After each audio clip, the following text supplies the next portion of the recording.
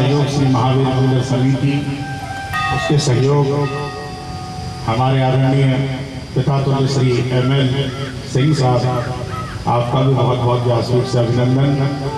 और हमारे आदरणीय श्री मुकेश सोनी जी सरपंच साहब, हमारे मंगल पवार जी, श्री गजानन पवार जी, एवं वो जो बैठे हैं भाई साहब, उनका नाम, आपका नाम ध्यान नहीं आता मुझे, सुभाष ठाकुर जी लेके आए थे। तो आप भी और जो भी हैं, हमारे विशाल भैया सरपंच साहब, और जो भी प्राकृतिक अप्राकृतिक प्रत्यक्ष अप्रत्यक्ष रूप से हमारी सेवा कर रहे हैं, वो समस्त समिति के सदस्यगण हमारे लिए सब एक हैं। आप ये मत सोचिएगा नाम लेना, हमारा नाम का सबका नाम याद नहीं रह पाता, इसलिए आप पूरी महावीर समिति के सदस्यगण, पूरे क्षेत्रवासी, उमरेठ ग्रामवासी एवं समस्त जहाँ जहाँ से श्रद्धालु पधारे हैं, आप सभी का कल्याण हो, व्यास आदि भगवान से यही प्रार्थना करें। और ये महावीर मंदिर समिति हमेशा इसी प्रकार युवा रहे, चिरयौवना रहे और सदा महावीर मंदिर समिति अमर रहे। जब तक सूरज चांद रहे, महावीर मंदिर समिति का नाम रहे। यही मेरा शुभाशीष है। और भगवान ऐसी कृपा करें नर्मदा मैया कि ऐसे आयोजन इस पावन धरा पर, हनुमान जी महाराज की पावन सन्निधि में, सीताराम जी की छत्र छाया में अनवरत होते रहें और अनवरत ये धारा प्रवाह होती रहे। यही मेरा शुभाशीष है। आप समस्त माताओं, बहनों, बच्चों, श्रोता बंधुओं का भगवती जगदम्बा नर्मदा मैया कल्याण करें, यही शुभेच्छा है।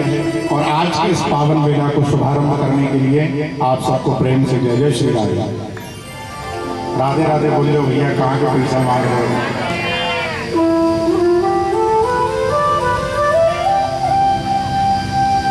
इतना इस कथा में बड़े बड़े आश्चर्य हुए, इस नर्मदा पुराण की कथा में बड़े बड़े चमत्कार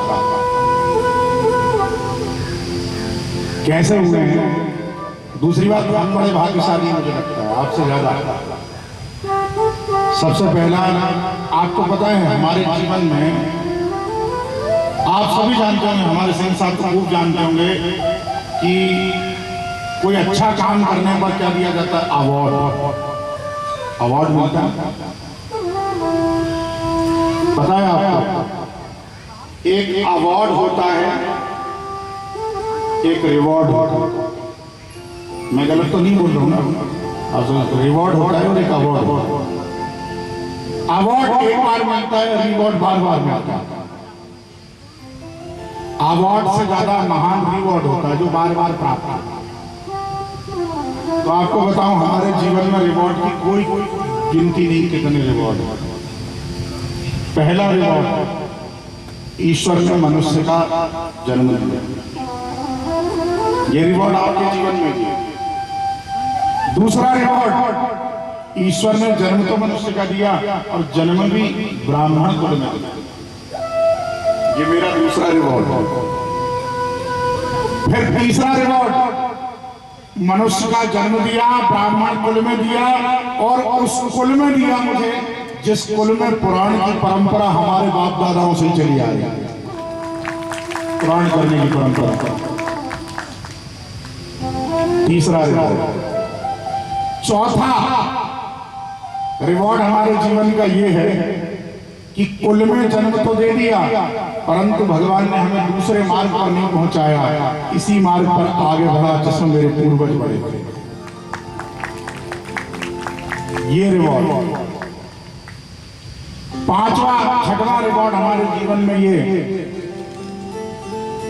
कि कम उम्र में कई सारे प्रांतों में कई अनेक प्रकार की अलग अलग भगवत चरित्रों की कथा कह के भगवान ने सनातन धर्म की सेवा का अवसर दिया। सातवां रिवॉर्ड ये जीवन में कि मंच पर बैठकर आप जैसे कई जीवात्माओं के अंदर की प्यास को बुझा के विषयों की और अंदर भगवत प्रेम की ललक को जगाकर भगवान के चरणों तक पहुंचाने का सेवा दी। ये मेरे जीवन का 8वां 9वां रिकॉर्ड ये कि हमें यहाँ पर 10वीं कथा करने का सौभाग्य मिला। अब आप सोच रहे हो 10वीं कथा, ये रिवॉर्ड तो पहली कथा में मिलना था कि आप पहले होंगे। आपको एक बात बताएं, हमारे जीवन में इंद्रियां कितनी होती हैं? 10। 5 कर्मेंद्रियां और 5 ज्ञानेंद्रियां, जिनमें से सबसे मुख्य जो इंद्रिय होती है वो क्या होता है? इनका अधिष्ठाता जिसके बिना ये चलती नहीं, वो है प्राण। क्या है? प्राण। तो अभी 9 कथाओं में आपकी 9 इंद्रिय शुद्ध हुई थी, शरीर बना था। अब 10वीं कथा में हम प्राण डालने आए हैं। बोलो राधे राधे। 10वीं कथा में 10 नंबर से अगर 0 हटा दो तो क्या बचेगा? 1 का मतलब ब्रह्म एक है, ईश्वर एक है, और मूलांक में सबसे पहला मूलांक एक है, और इस एक का स्वामी भगवान सूर्य है। और भगवान सूर्य जगत की आत्मा है, और जगत की आत्मा होने के साथ हर जीवधारी के भगवान सूर्य प्राण हैं। इसीलिए 10वीं कथा हमें मिली। हमारे जीवन का अगला रिकॉर्ड सुनिए। महावीर मंदिर में समिति की ओर से नया भवन बना, उसका शुभारंभ भी हमने अपने हाथों से किया, और सबसे पहले रहने वाले व्यास हम हैं। यह अगला रिकॉर्ड 13वां रिकॉर्ड हमारे जीवन का ये है कि हमें भागवत आदि सुनाने का मौका नहीं मिला, नर्मदा पुराण सुनाने का मौका मिला। क्योंकि नर्मदा मैया 10 दिशाओं में मंगल करती है जीव का, इसलिए 10वें नंबर पर नर्मदा मैया सुनने को मिलती है।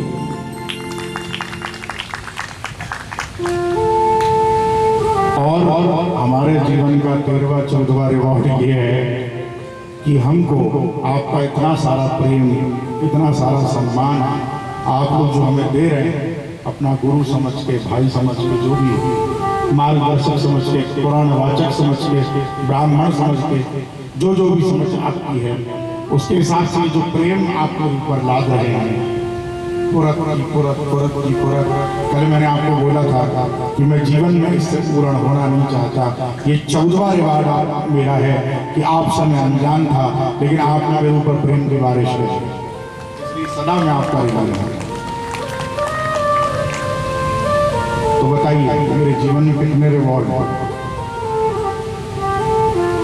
इसलिए रिवॉर्ड ठाकुर जी की कृपा से हम लोगों को हर जगह मिलते हैं, प्रेम इसलिए मिलता है।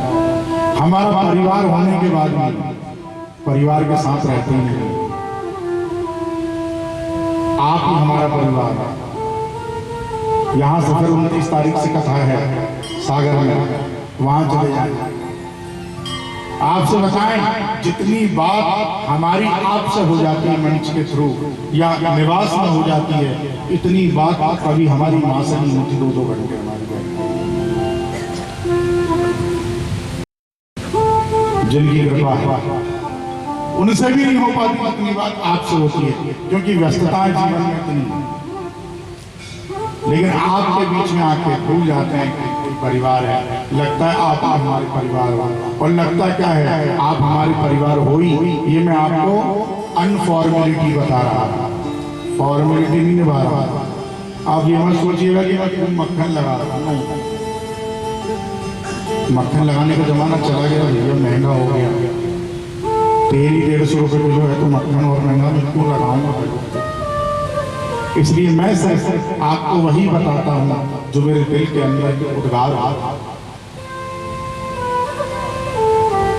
और बड़ी इसने हमको सबने दिया और एमएल सिंह साहब का हमारे को विशेष आशीर्वाद रहा। उनकी बड़ी मेहनत न इसमें है। भगवान उनको ऐसे ही स्वस्थ रखें, वो ऐसे ही दीर्घायु के हम सबका मार्गदर्शन करते रहें। और एक बार नर्मदा मैया का पावन जयकारा होता है, इसके बाद अपन कथा में प्रवेश करते हैं। बोलिए नर्मदा मैया की जय।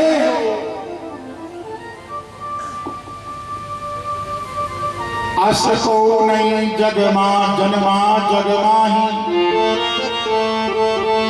प्रभुता पाय काय मद नाही। मानस कहती है कि ऐसा संसार में कोई जीव पैदा नहीं हुआ जिसको मान प्रतिष्ठा और धन मिल जाए उसको अहंकार ना हो। ऐसा कोई भी संसार नहीं। असको नहीं जगमा जगमा ही, प्रभुता पाए काय मद नाही। जैसे नशा आपको पता है, जब जीवन में अहंकार आता है, अहम आता है, तो सबसे पहले होता क्या है? सबसे पहले ये होता है कि हम अपने लोगों से दूरी बना लें, दूरी बन जाती है।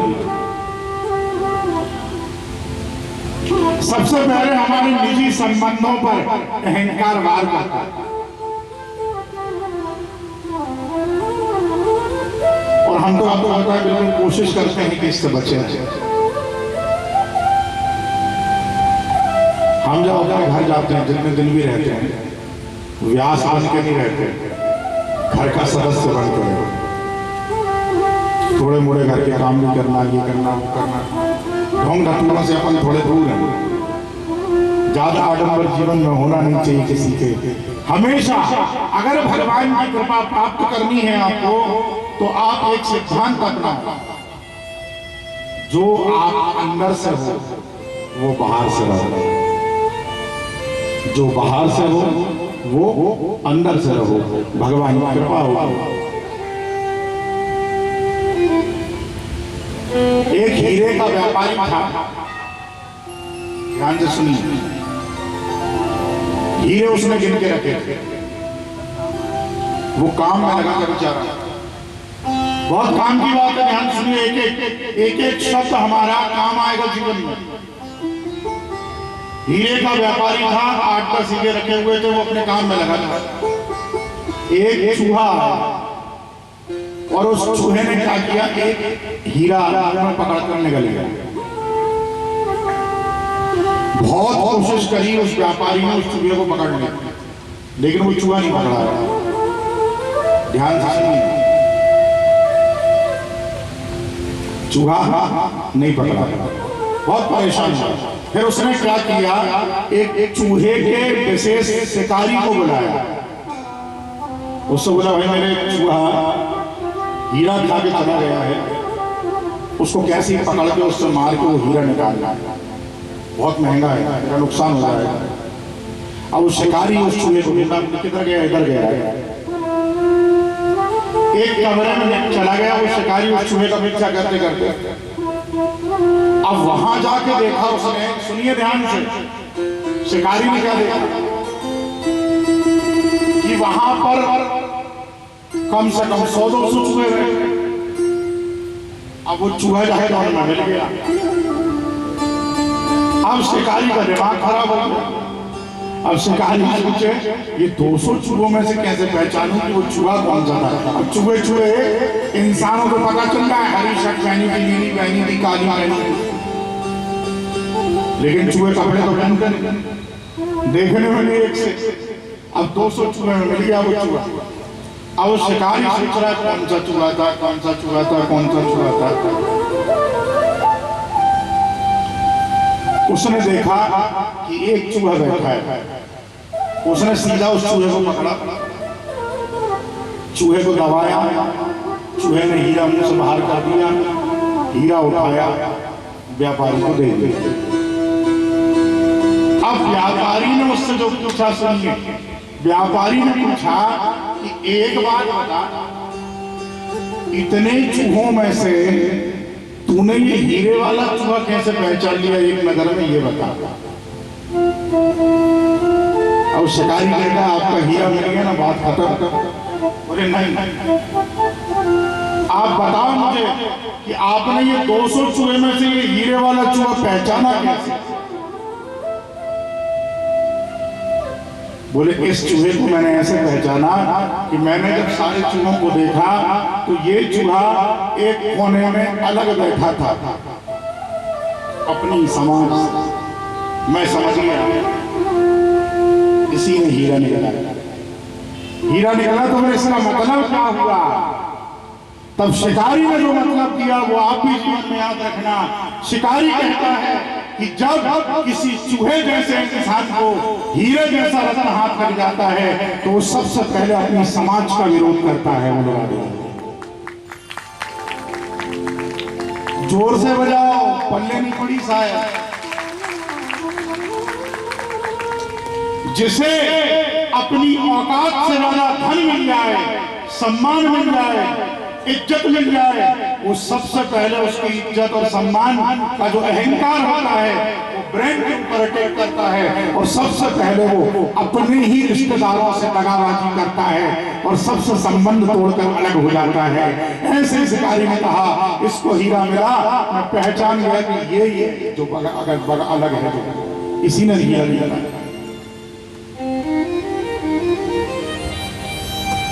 जीवन में कभी आपको ऐसा लगे कि मेरा ज्यादा सम्मान, आपको बताएं आप इतनी मालाएं जो डालते हैं,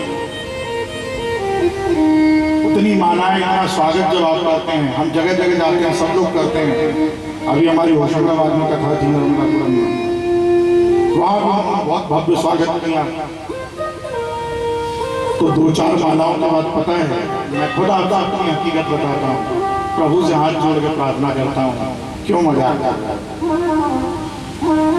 भगवान से बोलता हूँ कि क्यों मजाक कर रहे हो, क्यों इस गरीब को उलझा रहे हो मान अनुष्ठान।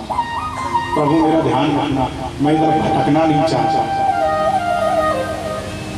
जीवन में एक बात आपको बताऊं, मान सम्मान प्रतिष्ठा सबको प्रिय होती है, लेकिन जब जीवन में ज्यादा आने लगे तो आप ये बात जरूर समझ जाना कि भगवान आपको कहीं ना कहीं चकाचौंध में उलझा कर आपकी परीक्षा ले रहा है। तुरंत हाथ जोड़ना, प्रभु से कहना प्रभु बस हम तुझसे दूर नहीं होना चाहते। धन भगवान की कृपा नहीं होता, धन धारा और लक्ष्मी पापी के भी होए, भगवान की कृपा धन नहीं होता। अच्छा एक बार बताइए, रावण कितना बड़ा अत्याचारी था, उसके पास तो था सोने की नाती होते थे, कई सारी नातियां। तो अगर पुण्यात्मा लोगों के पास ही धन होता है तो रावण तो दुरात्मा था, फिर उसके बाद धन भी था, पुत्र भी था, पत्नी भी थी, वैभव भी था, साम्राज्य भी था, और शनि को नीचे पैरों में लिटा के उसके ऊपर लात रख के बैठता था जिससे पूरी दुनिया दरदर करती है। तो ये तो उसके पास भी था। धन है तो कौन सी बड़ी कृपा है? धन कृपा नहीं होता। बड़े बड़े वाहन खड़े हो जाए, भगवान की कृपा नहीं होती।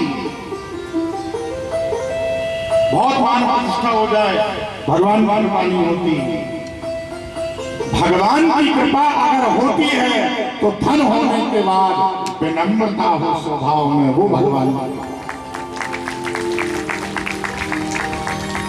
मान और प्रतिष्ठा बढ़ने के बाद हमें गरीब से गरीब का भी सम्मान का ध्यान हो, वो भगवान की कृपा है। वाहन लेने के बाद किसी गरीब की सेवा में हम कभी उसे प्रयोग करें बिना किसी इच्छा के, वो भगवान की कृपा। नहीं तो धन के ऊपर कई सांप बने बैठे। हमारे देखिए खंडेलवाल जी कितना सदुपयोग कर रहे हैं धन का। 10वीं कथा है, भगवान करे उनका ऐसा सदुपयोग सदा होता रहे धन का। ये सदुपयोग है। नहीं तो कई बार कहीं तो अब कैसे कैसे लोग हैं दुनिया में, बताओ, खाएंगे पिएंगे और बदनाम भगवान को कर देंगे। मैंने देखा कई वो, आप भी सुनिए, यहाँ तो इस क्षेत्र में रहता हो तो गांजा पीते हैं जो लोग, गांजा उनका मंत्र सुना है आपने कभी? वो जब गांजे की चिलम खींचते हैं तो बोलते हैं दम भाई सगा भाई बाकी सब देशो। दम भाई सगा भाई बाकी सब देशो, जिसको लेना है वो रुको, जितने बचे किसको। दम भाई सगा भाई बाकी सब देशो, जिसको लेना है वो रुको, बाकी बचे किसको। और पता है सुट्टा मारते समय मुंह से धुआं निकालेंगे रेलगाड़ी और बोलेंगे क्या, हर हर महादेव। जैसे इनके पिताजी महादेव देव के कहें कि मैं गांजा पीता था, अपनी औलाद को अपने शौक के कारण भगवान को बदनाम करना शुरू कर दिया। बस क्या बात। एक भैया की 3-3 4-4 गर्लफ्रेंड, उससे बोला भैया एक ही को घुमा लो, तो क्या बोले, कृष्ण भगवान भी तो घुमाते थे। बोलो राधा सत्यानाश हो तेरा। मैंने इससे पूछा गांजा क्यों पीते? गुरु जी हमने सुना है कि महादेव भी गांजा पीते। मैं को ये किससे सुना है? लेकिन पंडित जी आए। मैंने कहा पहली बात तो पंडित जी ऐसा कह नहीं सकते, और किसी पंडित के शास्त्र में लिखा है कि महादेव गांजा पीते थे तो वो पंडित ही नहीं है, फिर तो वो खंडित है। महादेव गांजा नहीं पीते थे, याद आप सुन लीजिए। और दूसरी बात, भांग भी नहीं खाते थे। अब आपके अंदर ये शंका आ सकती है कि भांग धतूर के भोजन भस्मी में भाषा, ये आरती में क्यों लिखा आ सकता है ना प्रश्न? एक बात आपको बताऊं, आरतियां किसी ऋषि ने नहीं बनाई। आरतियां जिनने बनाई थी महादेव ने, महादेव की आरती जिनने बनाई थी, वो रिश्ते में महादेव को अपना जीजा मानते थे। सुनिए क्या मानते थे? जीजा। और अपने अंदर भाव रखते थे जैसे माँ पार्वती उनकी बहन है, भगवान शंकर उनके जीजा हैं, वो साले हैं। तो महादेव से मजाक के विषय में महादेव को मजाक करने के लिए इस आरती में उन्होंने लिखा भांग धतूर के भोजन, कि तुम जंगली जीजा से मजाक करते हैं साले, तुम जंगली पहाड़ पर कुछ मिलता नहीं, वही भांग भांग नाश्ता करते हो, धतूरा धतूरा खाते हो। पर ऐसा एक भी जगह शास्त्र में नहीं लिखा कि महादेव भांग खाते थे। महादेव का भांग से स्नान होता है अभिषेक में, ये लिखा है। लेकिन महादेव भांग खाते थे, गांजा पीते थे, नशेड़ी थे। ये आपसे जो कोई बोल दे, मेरा निवेदन है व्यास आदि से तुरंत उस ब्राह्मण को टोकना, क्योंकि ऐसे में धर्म की बदनामी होती। महादेव के नशेड़ी थे,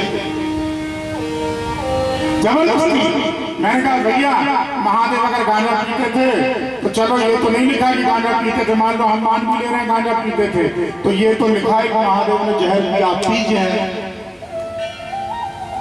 पीजिए।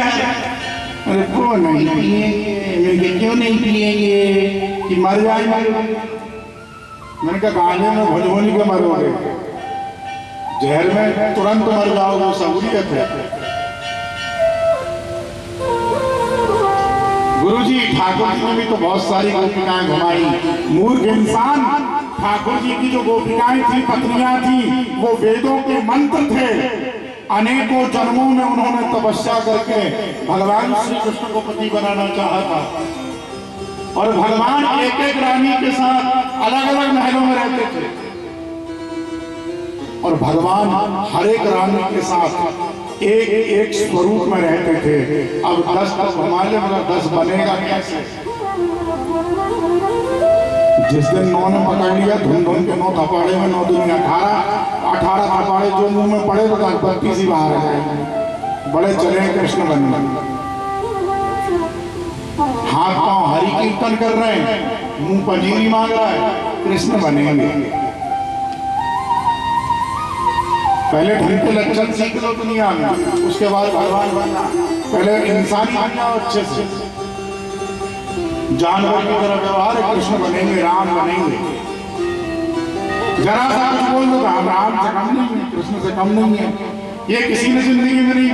रामायण का पाठ करते हैं, महावीर मंदिर आएंगे, 5-10 परिक्रमा हनुमान जी की लगाएंगे, घर जाएंगे, अगर माता राम ने बोल दिया 1 गिलास पानी देना है तो को नहीं पता, अब भी उमरेट से घूम के आ रहा हूँ, थक गया, तुम पी ले भाई। माँ से बोलने का तमीज नहीं, बाप से बोलने का तमीज नहीं, राम जी की परिक्रमा दे रहे। ये अपने जीवन से लिखता है, निकाल। आपको मेरी भाषा बुरी लग रही है, कड़वा सच है। रामायण पढ़ रहे हैं, 5-5, 10-10 दोहे। गुरुजी हमारा लड़का 10-10 दोहों का रोज पाठ करता है नहा के। मैंने कहा कौन सा एहसान करता है? मैंने कहा क्यों? ये मम्मी पापा के पैर कब से नहीं पड़े? बोले पिछली दीपावली में पड़े। मैंने कहा धन्य रे। मैंने कहा रामायण में पर लिखा है कि माता पिता प्रातकाल उठ के रघुनाथा, और माता पिता गुरु ना वही माथा। भगवान सुबह उठते हैं, माता को प्रणाम करते हैं, पिता को प्रणाम करते हैं, गुरु वशिष्ठ को प्रणाम करते हैं, और हम कोई रामायण पढ़ते हैं लेकिन किसी को प्रणाम नहीं करते हैं। आजकल तो प्रणाम की भी एक नई कहानी है, दोनोदोनों हाथों से नहीं, एक हाथ से पांव लागेंगे, जैसे बहुत बड़ा एहसान कर रहे हैं हमारे ऊपर। उसको ऐसे महापुरुष हैं, घुटने से ही पैर बन गए, झुकने में दिक्कत। ऐसे बहुत कम बच्चे होंगे जो रोज प्रणाम करते होंगे माँ बाप को। ये मैं इसलिए बोल रहा हूँ व्यास मंच से कि मैं खुद अपने माता पिता को डेली प्रणाम करता हूँ गुरुदेव को, इसलिए मेरे को कहने का मैं नशा नहीं करता, इसलिए बोल रहा हूं रजकर व्यास आदि से नशा नहीं करना चाहिए। नहीं तो कुछ व्यास ऐसे भी होते हैं, खुद गुड़ खा रहे हैं, मंच पे आके कह दिया गुलगुले का परहेज करो। पहले आचरण अपने अंदर डालो, हमने पहले डाला है अपने जीवन में सिर्फ 2 टाइम भोजन, वो भी सादा, बिना लहसुन प्याज का, कभी कभी पान सादा, वो भी फ्री का।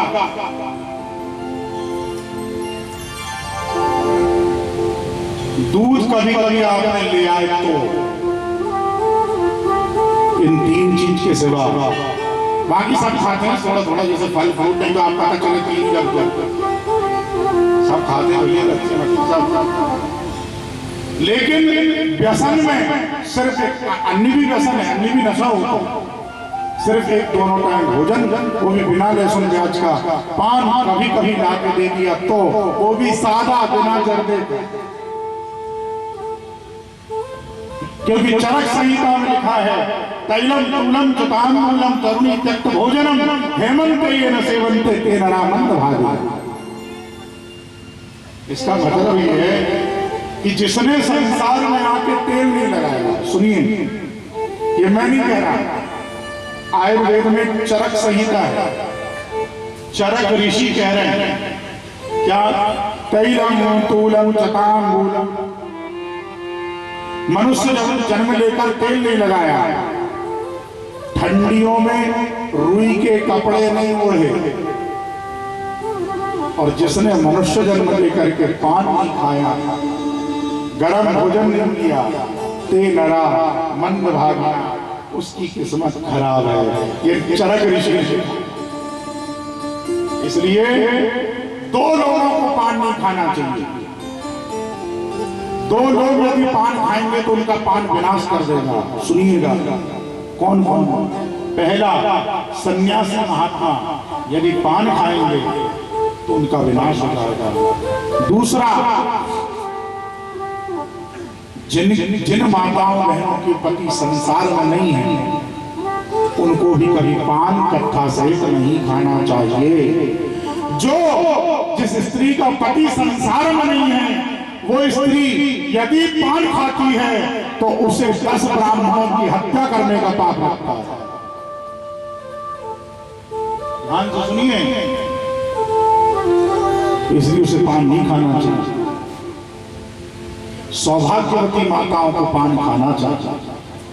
रोज नहीं तो 3 टाइम मसकने लगा, कभी कभी खाना चाहिए। क्यों? क्योंकि ताम्बूलम चतुर्दश गुणा, पान में 14 महागुण होते हैं जो गृहस्थ जीवन में सुधार लाते हैं, बीमारियों को समाप्त करते हैं, लेकिन बिना जर्दे का। नहीं तो इतना 100 ग्राम जर्दा, ये प्रमाण है।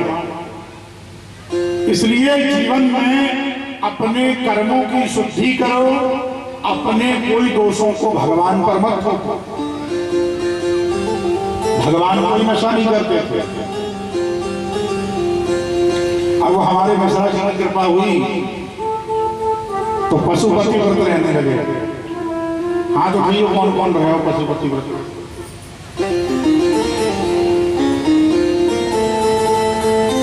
मालपुआ खीर चिपका के आई है, चिपकाए थे, अब चिपकाएंगे।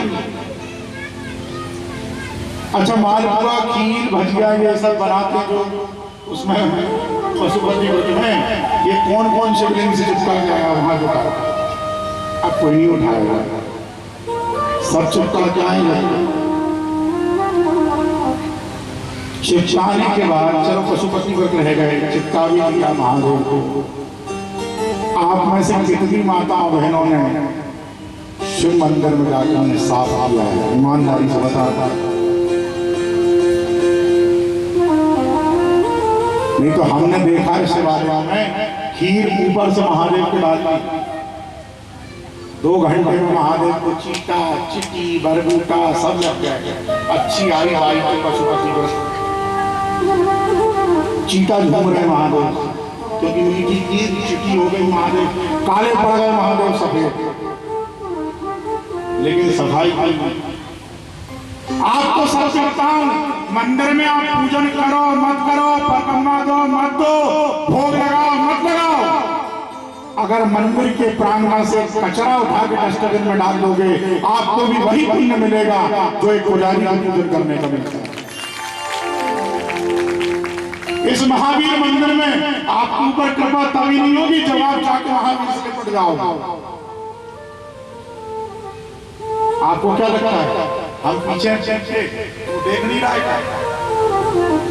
अरे इस पूरे प्रांगण में कोई गंदगी मत करो, यही महावीर की सच्ची सेवा है।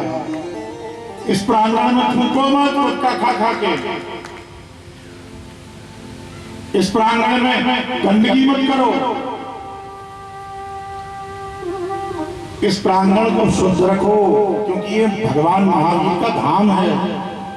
और अगर यहाँ आपने 1 इंच झाड़ू भी लगा दी तो आपको वही पुण्य मिलेगा जो एक महावीर मंदिर में पुजारी को पूजन करने का प्राप्त होता है। ये सच्ची श्रद्धा है, ये सच्चा धर्म है। पैदल जाना है, सलकनपुर जाएंगे नवरात्र में, घर में सास बेचारी घूमी बड़ी बैठी है, मुंह से फसूकर बदल रहा है, बहू चली सलकनपुर।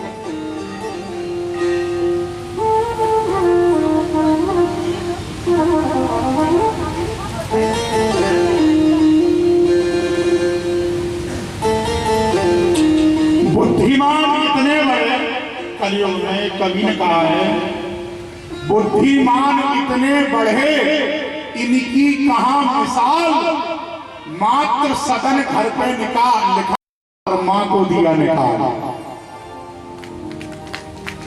मात्र सदन घर पे लिखा मात्र सदन, मात्र छाया माता की कृपा और मां को बाहर रखा। कल्याण होगा तुम्हारा, नरकमैया करेगी कल्याण। एक बार ध्यान से सुनिए, अगर आप ये सोचते हैं कि हम माँ को वृद्धाश्रम छोड़ कर जाएं माँ बाप का बीमारी में इलाज नहीं कराएं और जाके नर्मदा जी नहा लें तो शुद्ध कर देंगी, लात मार के भगा देंगी। ऐसा मत समझना, पाप नाश जरूर करती है वो, लेकिन उन्हीं पापों को नाश करती है जो अनजाने में होते हैं। जानबूझ के किसी की हत्या करके और जाके नर्मदा जी में नहा लो और आपको ये लगे कि गुरु जी ने तो नर्मदा पुराण में कहा था कि ब्रह्महत्या गौहत्या कोई भी हो जाए तो नहा लो नर्मदा जी में, खत्म हो जाएंगे। ऐसे खत्म होते ना तो सारे आतंकवादी बम फोड़ फोड़ के नर्मदा जी नहाते, ऐसा ना हो गए। अनजाने में किए हुए पापों को नर्मदा मैया खत्म करती है। जिनकी आपको जानकारी नहीं, जानबूझ के किसी में लपड़ मार के ऊपर से सॉरी कह दो। मैं आपको ये जो सुना रहा हूं प्रभु, ये कथा ही है। क्यों? क्योंकि जब तक मन तुम्हारा शुद्ध नहीं होगा, आचरण तुम्हारे शुद्ध नहीं होंगे, तब तक कोई कथा काम नहीं करेगी, कितनी भी सुन लो।